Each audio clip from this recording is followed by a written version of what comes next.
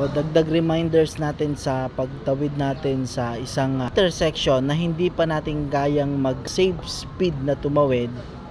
Halimbawa, meron traffic na nasa loob ng yellow box, or merong mga nag-i-slow down, or merong mga tumatawid. Kumbaga hindi clear yung nasa gitna ng yellow box.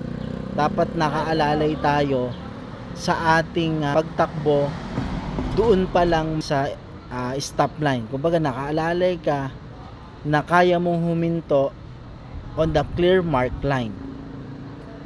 Kaya hindi ka basta-basta aapak sa mark line o sa pedestrian nang hindi mo pa kayang tumawid on a safe speed sa isang intersection.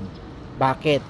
Kasi baka abutan ka ng pula sa gitna sa pagtawid sa isang intersection dahil hindi safe speed yung takbo na ng ating sasakyan.